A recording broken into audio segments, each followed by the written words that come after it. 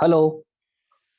Doctor, I think all participants are there. Can we start the Yeah. session or we'll wait for 10 minutes? Yeah. Yeah. I am Dr. Arvind Tenigi. I have been given the judging Doctor. Yeah. This is for judging session for 5 papers. That is in the hall E. Okay. Orbit and oculoplasty. Okay. Right.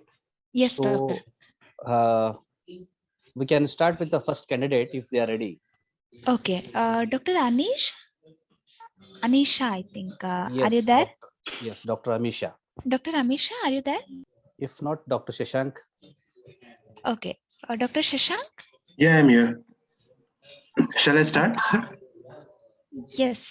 Yes, Dr. Shashank, your topic is outcome of treatment of chronic dacrocystitis following DCR with and without mitomycin, sir. Yes, yes. Oh, thank you, sir. I'll start, sir. Right.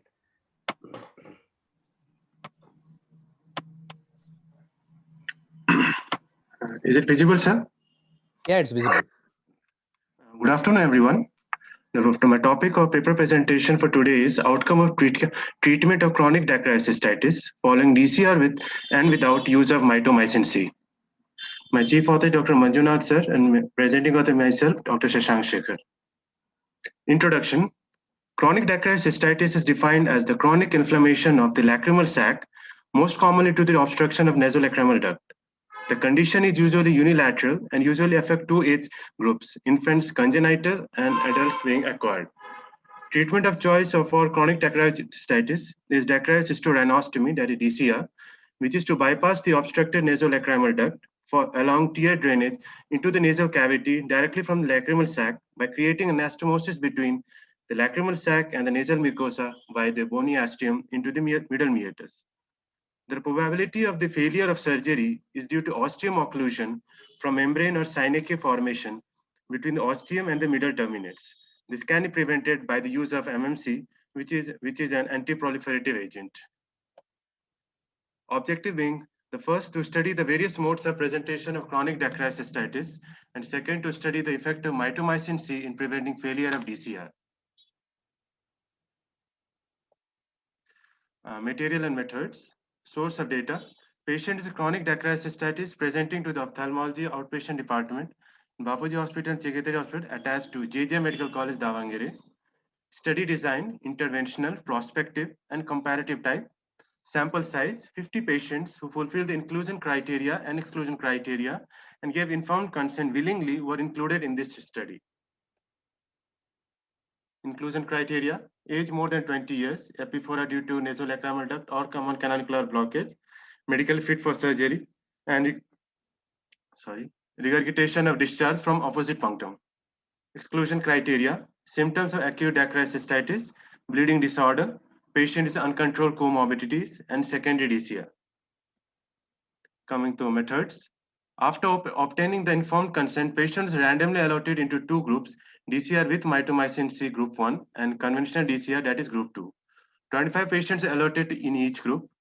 Pre-operative assessment included visual acuity using Snellen's chart, refraction, keratometry, IOP with non-contact tonometer, slit lamp examination, and lacrimal sac syringing was done. Routine blood investigation, random blood sugar, HIV, HbSAg, hemoglobin, and others like bleeding and clotting time were also done. Surgeries were performed based on their allotted groups. Post-operatively, patients were assessed for sac patency by sac syringing after 1 week, after 1 month, 3 months, and 6 months following surgery. Procedure. Under all accepted precaution, nasal packing was done. Skin incision are made with Elman's monopolar cautery, that is 8 mm medial to medial canthus, starting 2 mm above the lower border of superficial part of medial palpebral ligament. The superficial part of medial palpebral ligament was cut, periosteum was elevated using a periosteum elevator, and sac was reflected from the fossa. Suture between the ethmoid and lacrimal was separated with a periosteal elevator. Nasal mucosa separated from the nasal aspect of the flow, and the opening was enlarged with bone punches. Medial wall of the sac was incised vertically with an 11 number blade and using scissors, and divided into two anterior 2/3 and posterior 1/3 flaps. To the group of DCR with mitomycin, sponge soaked with 0.02% MMC was placed over the osteotomy site for 5 minutes, keeping in mind not to touch nasal mucosa and cornea, and irrigated with a normal saline of 30 ml after 5 minutes. Anterior mucosal flaps are approximated absorbable sutures and skin closed with interrupted sutures. Results. In our study, 35 patients have epiphora at 70% presented with epiphora discharge as symptom, whereas remaining 15 cases at 30% had epiphora without discharge as symptoms. In our study, success rate after 6 months of follow-up was 96% in mitomycin group compared to 76% conventional DCR group. Discussion. In post-op follow-up after conventional DCR, failures due to fibrosis of the bypass created between sac and nasal mucosa via bony ostium. The failure rate of conventional DCR is with an average of 9.4%. To overcome this failure, MMC can be used, which has the ability to suppress fibrosis between osteotomy site and nasal mucosa, as well as inhibit scarring around the opening of the common canaliculus to a greater extent. In our study, lateral patency was better in cases with DCR with MMC compared to conventional DCR. The results obtained in our study were similar to results obtained in studies conducted by Pujari BS et al. In 2013, RES et al. In 2009, and Ildrim et al. In 2007. Conclusion. In our study, post-op outcome in terms of NLD patency was better in case of DCR with MMC compared with conventional DCR. MMC prevents fibrosis at the osteotomy site, hence we can conclude that MMC is a safe and effective improvement of the conventional DCR. Thank you. Anybody is chairing the session? Hello? Yes, sir. I'm Dr. Nirmal, just sharing the session. Just now I entered. Yes. Just now I came. Yeah, this is Shashank's presentation, the outcome of treatment of chronic dacryocystitis following DCR with and without mitomycin C. He has presented. We would have started early, sir. Actually, time was 3 o'clock. Yeah. If any questions, anybody having, you can just, the floor is open. If there are no queries and all, can we move into the second presenter, sir? Yeah. Yes, sir. Next presenter. Dr. Prasad, are you there? Dr. Jaslin? Yes, Jagdish. I'm there. Okay. Should I start? Yes. Okay, thank you.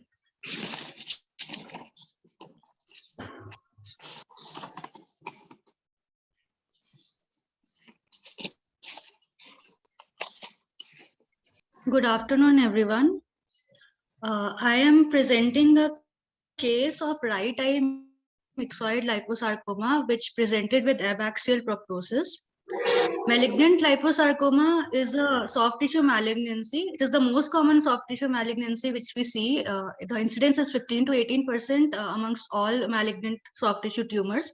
And most commonly, it is seen, this malignancy is seen arising from retroperitoneum and lower extremities. Orbit as a site for occurrence of malignant liposarcoma is very rare, and there has been around 30 documented cases in the literature so far. Most commonly, liposarcoma in the orbit will present with proptosis because of abundant adipose tissue in the retrobulbar area, which can act as a site for this occurrence of malignancy. Along with proptosis, it can also present with diplopia, decreased vision, pain, and ophthalmoplegia. WHO has classified liposarcoma on the basis of histopathology into well-differentiated, myxoid, pleomorphic, and dedifferentiated types. Myxoid liposarcoma is the most common type which we see generally. And this myxoid liposarcoma is characterized by numerous atypical lipoblast, plexiform capillary network, and myxoid stroma in the background will be seen. Metastasis is seen mostly in the dedifferentiated type only. So it is very, very important to rule out this type of liposarcoma on the basis of histopathology so that we can rule out metastasis also. And looking at the immunohistochemistry of myxoid liposarcoma, mostly it was positive for vimentin, S100, SMA, and CD36, and it is negative for CD34, MDM2, actin, myosin, and desmin. So the case which I am presenting is a case of a 40-year-old female who presented to our oculoplastic clinic with complaints of protrusion of right eye since 3 months. It was insidious in onset and gradually progressive in nature. Along with this, patient also had complaints of diminution of vision, pain and redness of the right eye. There was no history of ocular trauma or ocular surgeries in the past, and no similar complaints in the family, and patient had no systemic comorbidities. On ocular examination, the vision in right eye was PL positive with the PR inaccurate, and the right eye appeared to be down and out. Abaxial proptosis was seen. The lids were edematous in both the eyes. Conjunctiva of the right eye was congested. Chemosis was present, and there was keratinization of conjunctiva seen. Cornea had exposure keratopathy, and there was corneal melt in the right eye. Pupil, lens, and fundus of the right eye were not visualized, and in the left eye, they were within normal limits. Looking at the ocular movements in the right eye, total ophthalmoplegia was seen, and the ocular movements were full range in the other eye. Proptosis examination, the abaxial proptosis was seen infero-temporally in the right eye, and the mass was felt in the supero-nasal quadrant, which was around 3 to 4 centimeter in size. It was firm in consistency, it was non-mobile, and tenderness was present. Periorbital fullness was also there. Finger insinuation was not possible between the globe and the orbit, and lag of thalamus was also seen in the right eye. And on the basis of measurements and comparing it with the other eye, it was suggestive of proptosis in the right eye. MRI was done for the patient, and it was reported as features of extracorneal benign lesion of the right orbit, and it was reported as likely to be cavernous hemangioma first. And in the MRI, a large lobulated soft tissue was seen in the extracorneal space in the superomedial aspect of the right orbit, and this mass was causing indentation and displacement of the globe, extraocular muscle, and the optic nerve towards the inferolateral aspect. So first, the patient underwent right eye vertical lid split anterior orbitotomy with debulking of tumor and evisceration.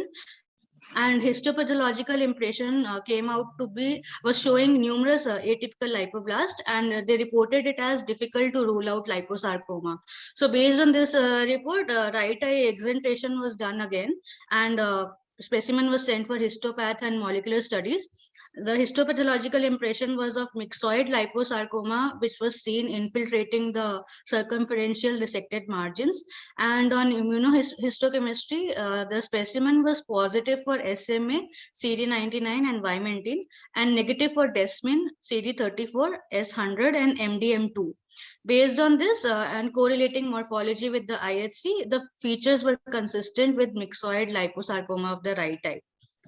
This is the raw specimen of the tumor measuring around 4 into 4 centimeter, and on microscopic examination, numerous lipoblast can be seen with the signet ring appearance because of the nucleus which is pushed peripherally, and here the tumor, the lipoblast cells can be seen infiltrating the muscle tissue, and in the background this myxoid stroma can also be seen.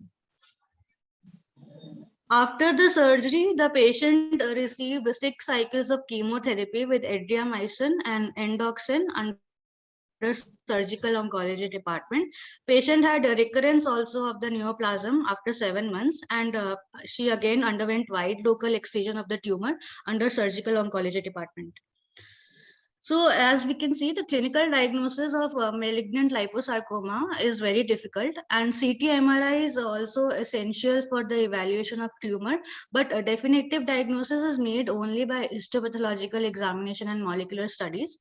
The treatment is complete surgical removal of the tumor, which can be done with wide local excision or exenteration, but it is difficult to remove the tumor with wide negative margins because most of the time it will be very proximal to vital structures.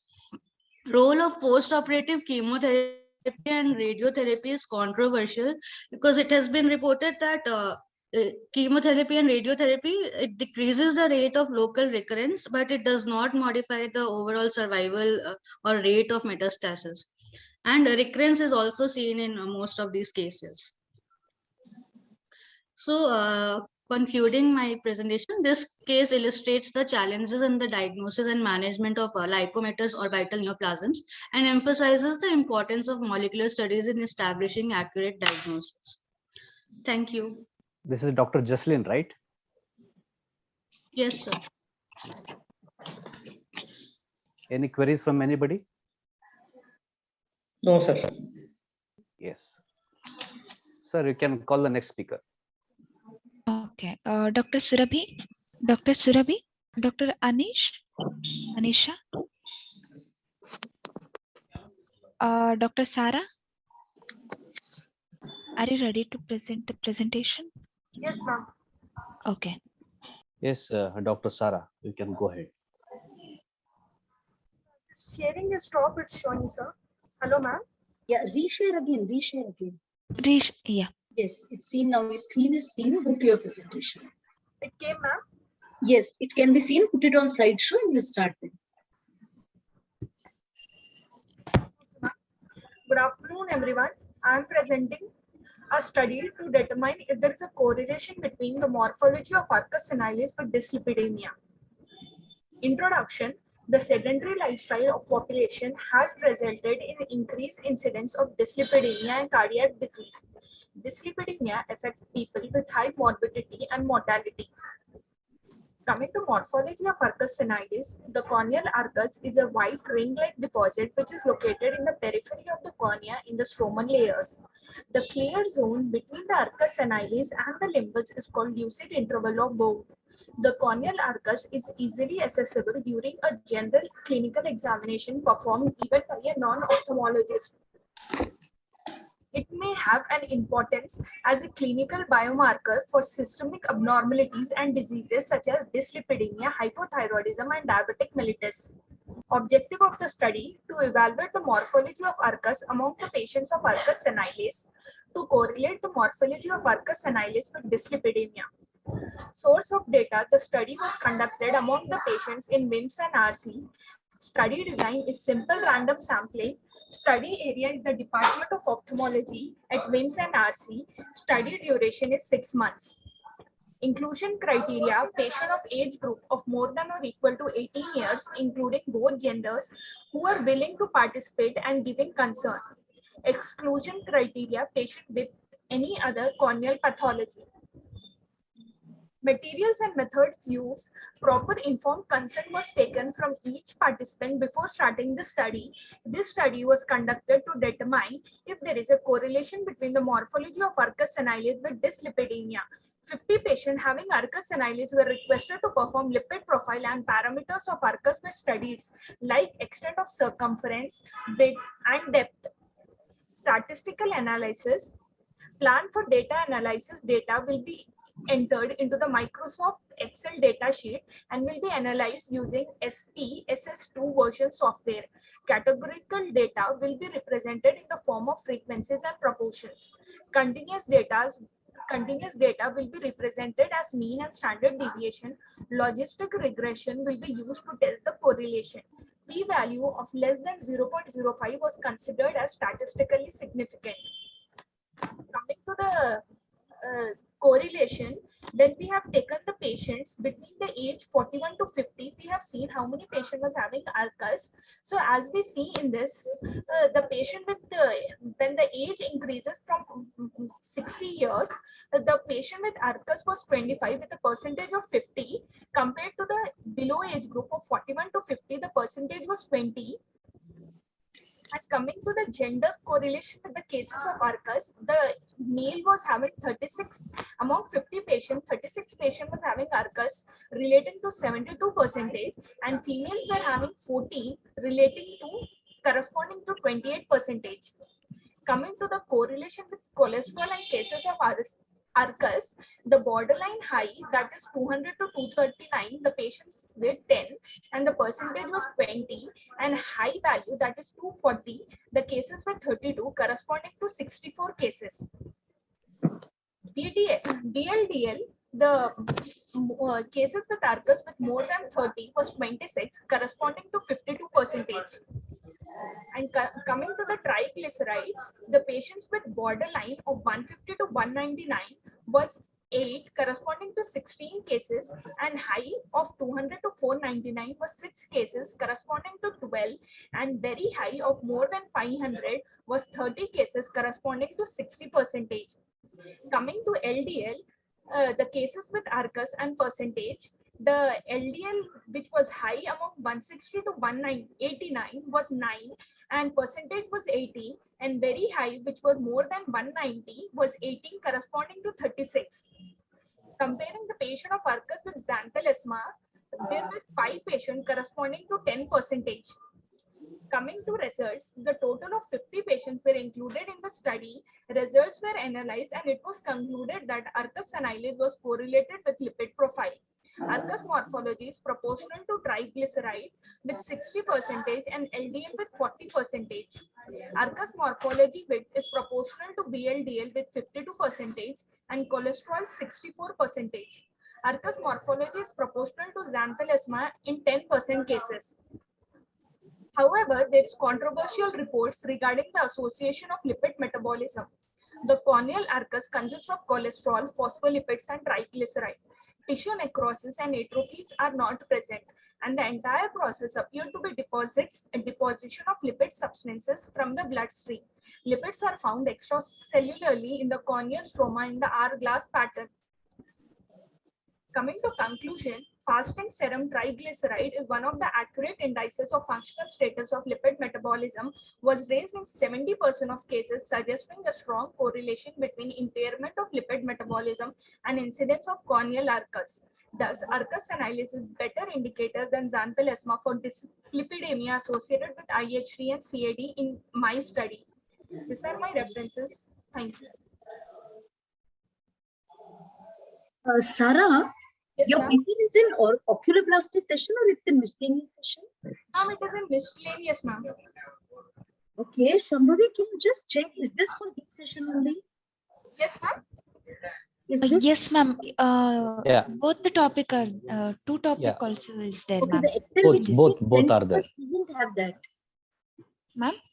The Excel which has been sent to us doesn't have Sarah's name in that. Okay, but in Excel sheet, her name is there, ma'am. Okay, all right. Three Sarah, numbers are there. question for you. Yes, ma'am. I have a question for you. What's your study design? You mentioned simple random sampling. Yes, ma'am. Study design? Ma'am, can you please pardon, ma'am? I couldn't hear you. What is the study design of your project, of your research work? Simple random sampling was there, ma'am. Simple random sampling is a type of study design, is it?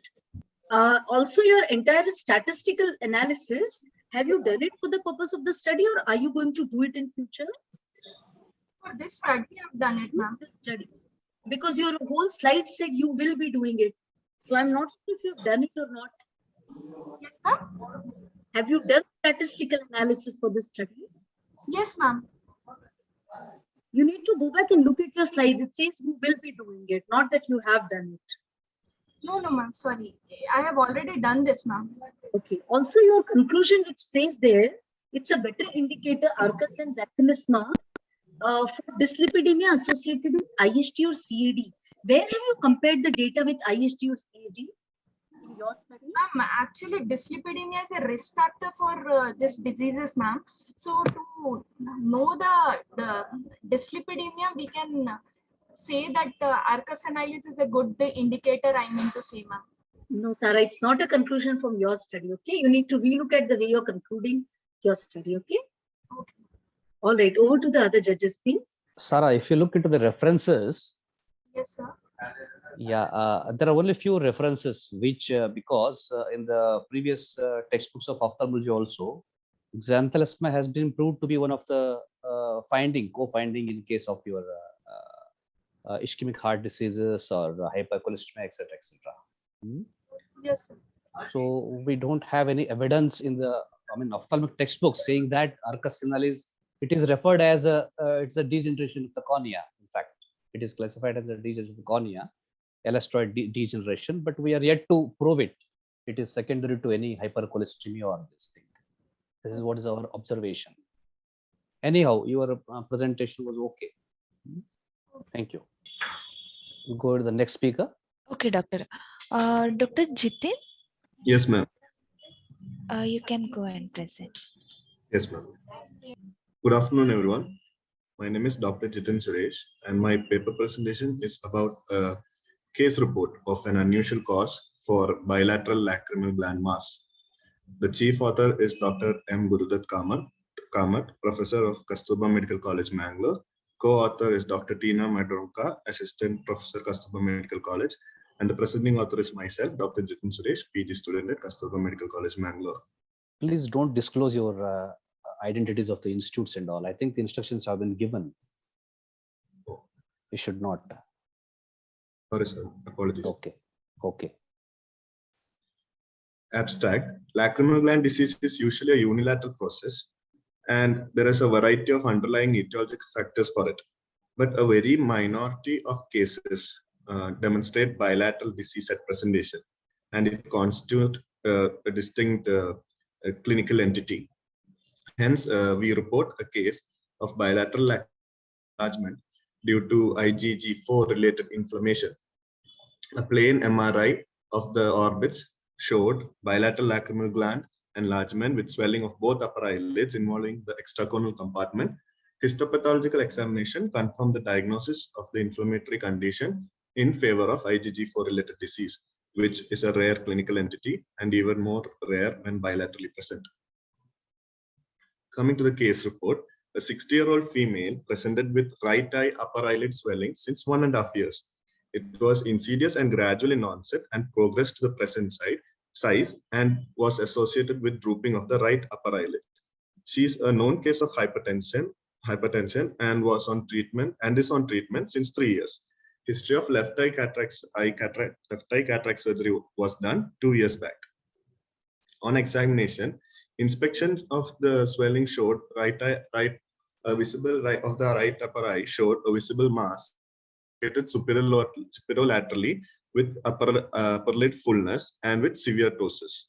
On palpation, the mass was soft to firm, non-tender, located superolateral over the right upper eyelid, measuring about 2 into 1 centimeter in size.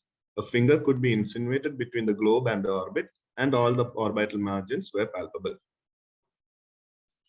On ophthalmic examination, visual acuity of the right eye was counting fingers close to the face, which was not improving with pinhole, and left eye was 6/18, which was improving to 6/12 with pinhole. On examination of extraocular motility, as shown in the images below, there was restriction on dextro elevation, upward gaze, and levo elevation in the right eye. External examination showed right eye with lid edema with ptosis with a cataractous lens of grade 2 nuclear sclerosis and dense posterior subcapsular cataract and cortical opicities. The left eye was pseudophakic with iris atrophic patches, and ptosis evaluation showed that interpalpable distance and a marginal reflex distance 1 on the right eye was decreased, and the levator function was also decreased in the right eye. Upon radiological examination, a plain MRI of the orbit was done, and it showed bulky bilateral lacrimal glands involving the bilateral upper eyelids, the periorbital space, and extending into the extracorneal compartments superiorly. And it showed mild proptosis of the right eye. These findings were more in the right eye when compared to the left eye. Management: the patient was admitted for biopsy of right eye lacrimal gland mass, which was done via a lid incision, which was conducted while the patient was under sedation. On histopathological examination, the reports showed fibrocollagenous and fibrofatty tissue with extensive inflammatory cells and areas of fibrosis with no evidence of any granuloma or malignancy. These features suggested a diagnosis of intraorbital inflammation in favor of IgG4 related disease. The patient was started on treatment with systemic corticosteroids, 60 milligrams per day, OD, and was tapered accordingly and monitored with follow-up visits. These pictures show postoperative day 7. The swelling still was persistent and didn't show any recession as such on day 7. Follow-up at 1 month showed reduction in the size of the swelling and improvement in the ptosis and improvement in the extraocular movements as well. with very minimal restrictions. My final diagnosis is IgG4 related orbital inflammation. Discussion. Bilateral lacrimal gland enlargement is a rare entity with differential concentrations. It includes systemic diseases like Sjogren's syndrome, Mickel's disease, sarcoidosis, and lymphoproliferative diseases like lymphomas, and localized entities like orbital cystic lesions, which include dermoid cyst, post-traumatic hemorrhagic cysts, conjunctival cyst, adenoid cystic carcinoma, and abscesses. Diagnosis relies on biopsy results and the patient's clinical history. An IgG4 related disease is considered to be a systemic disease capable of involving the lacrimal gland, which is the most common site involved, and the orbit, with excluding the conjunctiva. The major initial symptoms were found to be painless swelling or mass of the ocular adnexal area, and usually shows bilateral involvement. These are more frequently seen with those with mild lymphoma or chronic inflammatory condition, and such bilateral involvement is more seen when the disease shows systemic involvement. The pathogenesis involved in this disease is an autoimmune inflammatory mechanism with increase in the number of IgG4 secreting plasma cells and fibrosis. Radiological investigation shows enlarged lacrimal glands with orbital extension and without any bone erosions. The management of IgG-related disease is only observation during follow-up visits without any intervention, can be only observation during follow-up visits without any intervention, or patient usually started with oral steroids or systemic steroids, surgical debulking procedures, a combination of oral steroids and immunosuppressive agents, or combination of radiotherapy and chemotherapy. The prognosis of the disease, it is usually stable, is a stable disease without further progression, and which was achieved in 49% of the literature which was used as reference. Complete resolution was seen in 28%, and disease progression was seen in 4% with remission. These are my references. Dr. Jitin, is it different from pseudo-inflammatory tumor? So pseudo-inflammatory tumor is one of the differential diagnoses, sir. Pseudo-inflammatory tumor comes under inflammatory idiopathic orbital inflammation, and IgG4 related ophthalmic disease is a subtype of it. Any attempt to make the cytochemistry of this IgG4 this thing? Sir, unfortunately, the study, this case study was done in a government hospital, sir, and the patient was not financially capable of such a histochemistry study, sir. Right. Yes. That's why we couldn't get serum IgG4 levels as well, sir, because it was expensive. Fine. No, it was good. Yeah, Dr. Rashmi, anything? No, sir. Thank you. Nothing from my side. Yeah. If that's so, then we can move to next presenter. Yes, sir. We can go on for this. Thank you, Dr. sir. Thank you, Faiza? ma'am. Hello. Dr. Faiza, are you there? Hello, am I audible, ma'am? Yes. Okay. Is my screen visible, ma'am? Hello? Yes, visible. Please go ahead. My paper is on the title Diagnostic Role of Ultrasound B-scan in the Event of Opaque Ocular Media. Introduction. Clinical examination and ophthalmoscopy are the basis of diagnosis in most of the eye conditions, but when the clinical examination of the ocular fundus is difficult, other techniques like ultrasound will be required. Ultrasound technology was first developed during World War I as a method of detecting underwater objects, including submarines. Munn and Hughes first reported the use of ultrasound in ophthalmic diagnosis in 1956, and over the past 30 years, ultrasound has greatly advanced, and now it's the most common use is in evaluation of the posterior segment in eyes with media opacifications. Conditions that prevent normal examination of the fundus include lid problems like severe edema, partial or total tarsorrhaphy, corneal opacities like scars or severe edema, hyphema, hypopyon, meiosis, pupillary membranes, dense cataract, vitreous opacities like hemorrhage and inflammatory debris. In such cases, diagnostic ultrasound can image intraocular structures accurately and give valuable information on the status of the lens, vitreous, retina, and choroid and sclera. Objectives was to evaluate the status of posterior segment using a B-scan ultrasound in the event of non-visualization of fundus. This descriptive study was conducted in ophthalmology department of a tertiary care hospital from October 2019 to September 2021. 100 patients with suspected posterior segment pathology were evaluated. Ultrasonography diagnosis was made using standard ultrasound machine. Results: out of 100 patients, 40% patients were demonstrated posterior segment pathology on B-scan, out of which 62% were males and 58% were females. The patients had an age range between 3 days to 82 years, and majority of the patients were in the age group above 61 years, and most of them included in the age group of 61 to 70. Lens was the site of medium opacity in 75% cases. Corneal pathologies like corneal edema, corneal opacity, corneal tear, self-sealed corneal melt, corneal ulcer, and constituted about 60% of the media obscuration. Anterior chamber was the site of media opacity in 10% cases, and fundus obscuration due to pupillary growth in the pupillary area was observed in 1 case. Vitreous was the site of medium opacity in 2% cases. This is a spectrum of pathologies detected in the ultrasound B-scan. 60 cases were normal, and isolated retinal detachment was noted in 7 cases. Retinal detachment with vitritis and choroidal mass causing a retinal detachment was noted in another 1 case, and asteroid halosis was noted in 2 cases. Posterior vitreous detachment was noted in 3 cases, and posterior vitreous detachment with asteroid halosis was noted in 1 case.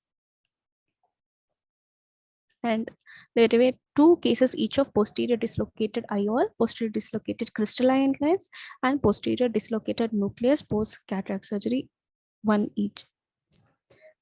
Spectrum of B-scan diagnosis seen. This was a case of acolytic glaucoma, which showed normal B-scan.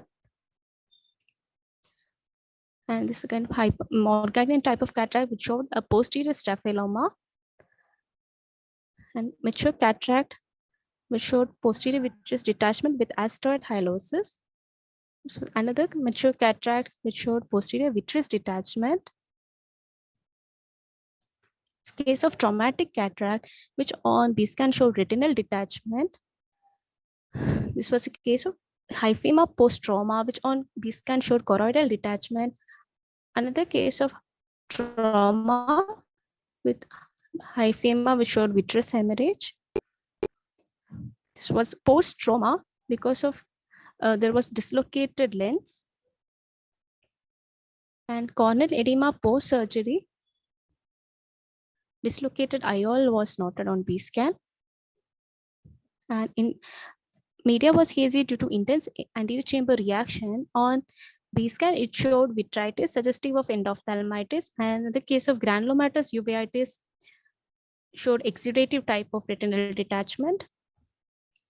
And another corneal ulcer, which was examined in order to know the extent of the pathology, an asteroid halosis was observed. This was a case of a 1-year-old baby who presented with ophthalmus and acute red eye, which on B-scan showed endophytic type of retinoblastoma. This was another case of a non-case of lung carcinoma who presented with acute red eye, and the media was obscured due to the growth arising in the pupillary area, obscuring the view, which on B-scan showed tumor infiltrate separating the retina, tumor seedings causing retinal detachment, and which was further confirmed on histopathology examination after enucleation of the same case. Discussion: 10% cases were diagnosed to have retinal detachment. Retinal detachment was the most common finding detected in the study done by Qureshi et al. And Jain et al. Retinal detachment was reported to be found in about 9.3% cases examined by Mendes et al.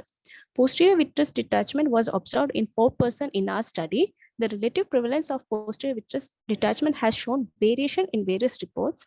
Vitreous hemorrhage was found in 10% cases, 5% were of traumatic etiology, and 2% were due to proliferative diabetic retinopathy. This correlated well with the study of attached chart. 2 cases of retinoblastoma was detected in our study. B-scan and CT confirmed the diagnosis. One case presented with leukocoria with anterior chamber seeding, and another case presented with ophthalmus.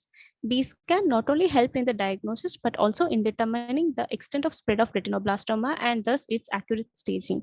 Considering the difficulties of examining children, the need of anesthesia, the ease of repeatability of B-scan was a real advantage. It was also used to screen the fellow eye. Conclusion: B-mode ultrasound is an ideal diagnostic tool and useful prognostic indicator in the evaluation of eyes with opaque media, where other methods of examinations fail to visualize the posterior segment. With B-scan, it's possible to do dynamic examination and to study the characteristics of motion and topography of pathological intraocular conditions, thus aiding in accurate identification of various retinal pathologies. It should also be performed routinely pre-operatively in the assessment of cataract patients to identify posterior segment pathologies that may influence the surgical strategy and visual prognosis of the patients. This is more so important in a developing country like India, where other imaging modalities are neither widely available nor affordable. Thank you. Dr. Faz, anything new in that? New, sir. This case of metastatic growth, we found it interesting, sir. So it was being treated as a neovascular glaucoma. Because of the B-scan, we noticed the tumor infiltrates, which was causing retinal detachment. Okay. Any efforts were made to measure the size of the retinoblastoma using the B-scan guide? Yes, with the vector we tried, sir, but yes, sir. But yeah, anything to see around the staging of the retinoblastoma, intraocular, extraocular growth, anything was made? Yes, sir. Yes, sir. It was grade E, sir, because there was anterior segment presentation. So the baby, eye had to be inoculated. Okay.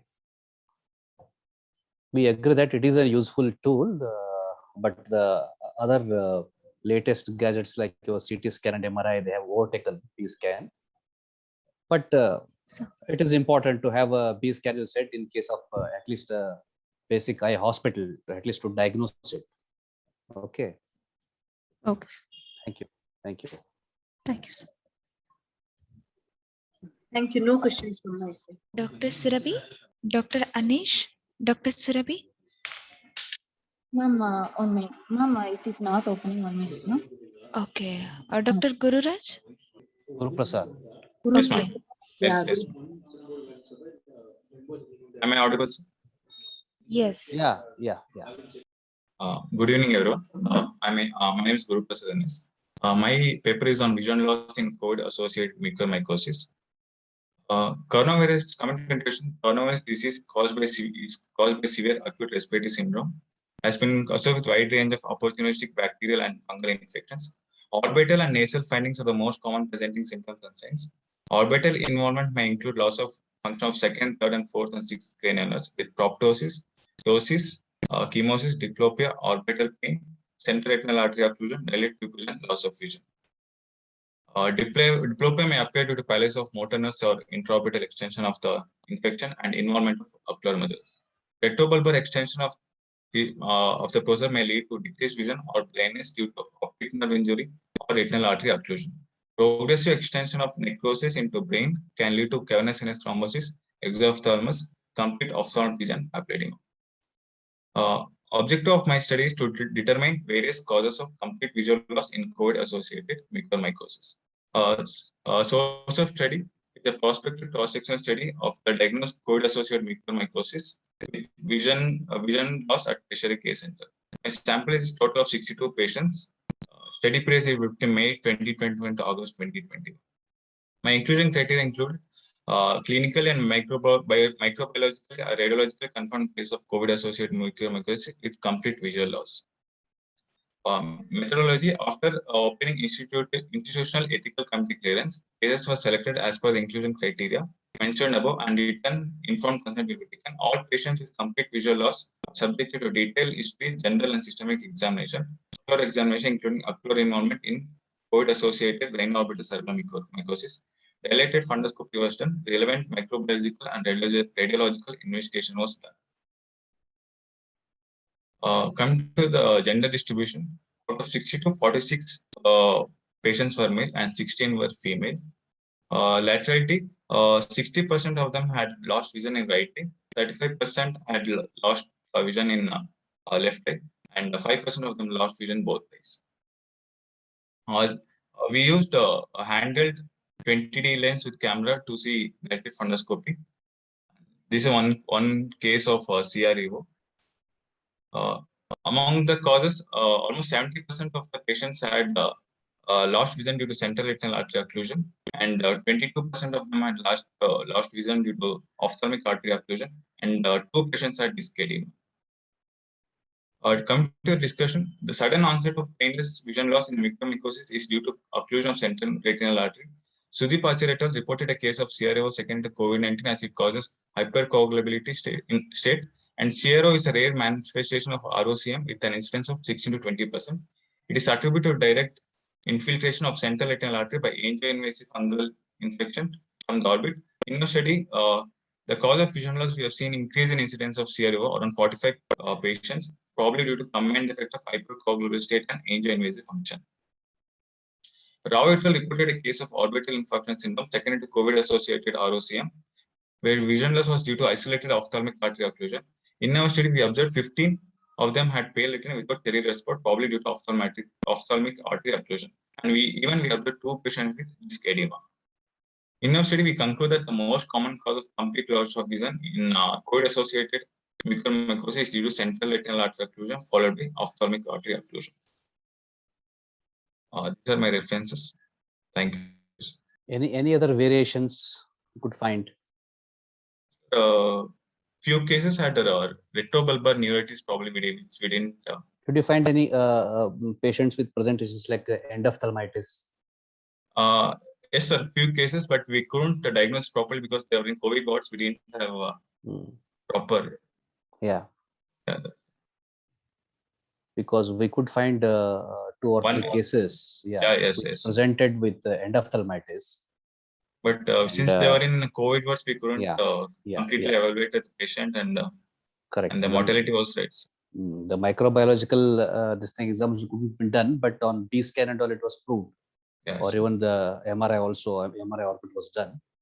So there was a mass in the mid part of the globe, suggesting that there could be endophthalmitis. There were suspects, sir, but we didn't come to the conclusion because the patient's mortality was also. Okay.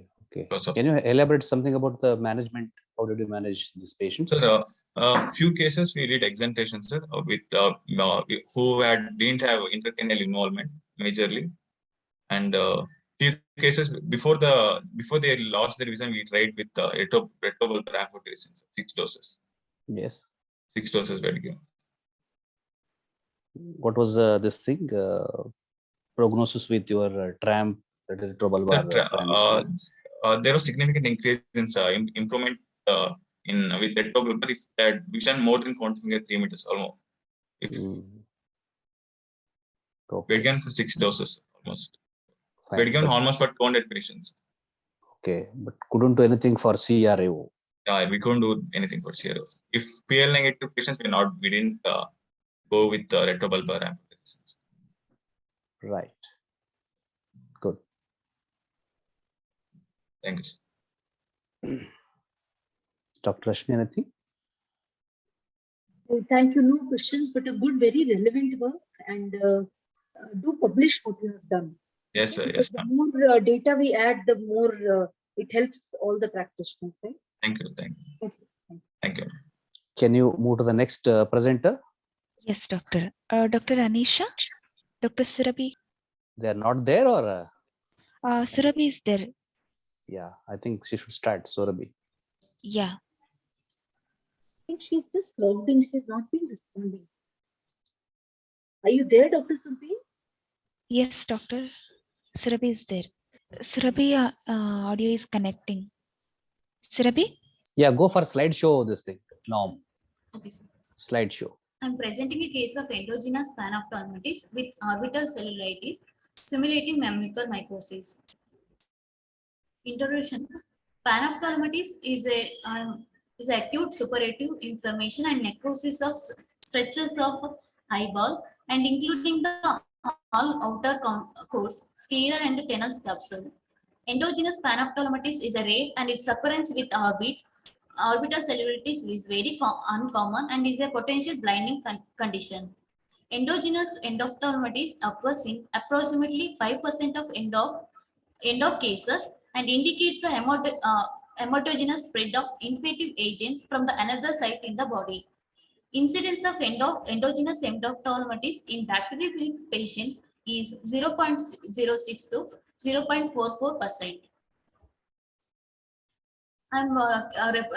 I'm reporting a case report of 38-year-old male with uncontrolled diabetic and hypertensive with chronic kidney disease on maintenance hemodialysis thrice a week and presented with diminution of vision in right eye since 20 days, associated with pain and redness, protrusion of eyeball, inability to move eyes in all directions. But there is no history of ocular surgery or ocular trauma or similar complaints in the other eye. In ocular examination, in right eye, visual acuity was no perception of light. In left eye, 6 by 62, improving with pin note 6 by 36. And right eye was edematous and marked ptosis was there and mild proptosis was there. In conjunctiva, congestion and chemosis was present and sclera could not be assessed and cornea was hazy and exudates was present in corneal stroma. In anterior chamber, exudates was present and a shallow hazy was there. Pupil could not be assessed and lens could not be assessed. In extraocular movements, total ophthalmoplegia, full restriction of movements was present. In left eye,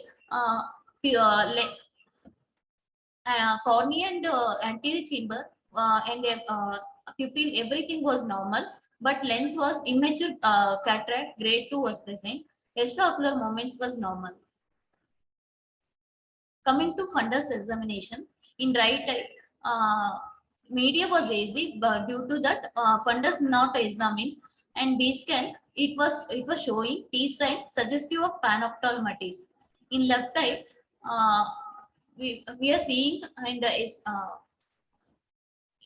inferior margin and medial margin disc edema and hemorrhages present, frame shape hemorrhages present along the superior and inferior along the blood vessels, and exudates was present in parafoveal area and is suggestive of proliferative diabetic retinopathy with clinical significant macular edema with grade 4 hypertensive retinopathy.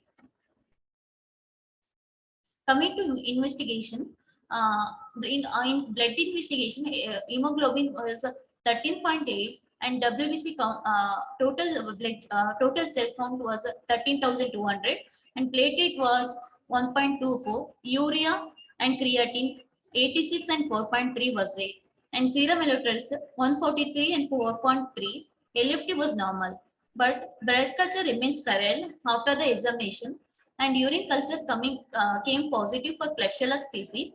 ECG was within normal, and 2D echo, normal valves and chambers, normal biventricular function, no obvious shunt lesion and coarctation of aorta.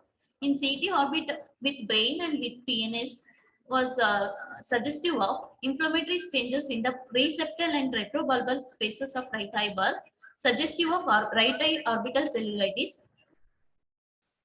No abnormality and involvement present in brain parenchyma and paranasal sinus. In ENT opinion, diagnostic nasal endoscopy and nasal swab for the both nasals, it came negative for fungal eliminants. In management of panophthalmitis, medical treatment will give systemic antibiotics, topical antibiotics, and anti-inflammatory. In surgical treatment, evisceration will do. In a pre-op week of this patient was like this: chemosis, congestion, and edematous eye was there in right eye. In left eye, post evisceration was like this. In discussion part, panophthalmitis is the most extensive manifestation of the endophthalmitis. It can be exogenous following trauma, post-ocular surgery, spread from the surrounding adnexal structures, or endogenous through the hematogenous route. Studies have shown that liver abscess are the most common infective source. Other sources include urine tract infection, bacteremia, pneumonia, and endocarditis. In conclusion part, our case report highlights the rare occurrence of endogenous panophthalmitis with orbital cellulitis with debilitating illness. Ruling out of the invasive mucormycosis, which can mimic the Hebo condition, is important in the current scenario. Endogenous source of infection needs to be thoroughly investigation, though it is challenging. Clinical diagnosis with microbiological evidence with the support of multimodal imaging is important for early diagnosis. However, ocular prognosis is poor. Aggressive management is needed to prevent the mortality. Dr. Surabhi, how did you differentiate from mucormycosis? On what examination? Sir, we have to first we have to examine the eyes. Mainly proptosis will be there, and congestion of the eye will be there. Restriction of movements in all quadrants, and in fundus examination, eyes will CRVO or the BRVO will be there, sir. No, And, these we have findings will to be do there. CT These findings, and these findings. we have to take opinion from the ENT specialist, sir. And we have to do CT brain, PNS, and CT orbit, sir. Okay. See, endoscopic examination by an otorhinolaryngologist is very essential to differentiate from mucormycosis, because they have to do a debridement of the tissue, the paranasal sinuses, and send it for the culture. And also anatomically, they can see, histologically, they can find out the black, the ishar, they're typical of your mucormycosis. If it is there, they diagnose it to be a case of mucormycosis. That examination is very essential. Okay. Okay, sir. To differentiate. All right. Thank you, sir. Thank you, ma'am. Thank you. Next presenter.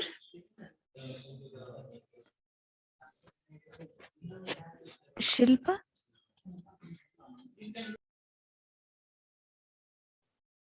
Anisha? Dr. Anisha? It's not there. Not there. Jitin is done. Surbhi is done. Saisa, just please. Yeah, I think all are done. Anybody? Yeah, except Dr. Anisha. Yes. Yeah, except Dr. Anisha. Okay. That's all. So we can wind up there. Yeah, I think at this end of a session, Dr. Rashmi, you have to say something about this. No, sir, nothing. Okay, anyhow. Just one thing, all the PGs are presenting. So just one word of advice, when you present, follow the simple rules of presentation and make sure whatever you're presenting is actually checked by your faculty or somebody, okay? Typographical errors, spelling mistakes, or a very crowded site doesn't give a very good impression. Forget the judging part, it's not a good way of presenting, right? So you take that as a good point, as a take-home message. This is irrespective of any one person, it's just for a message for everyone. So the way you're presenting is as important as the content what you're talking about.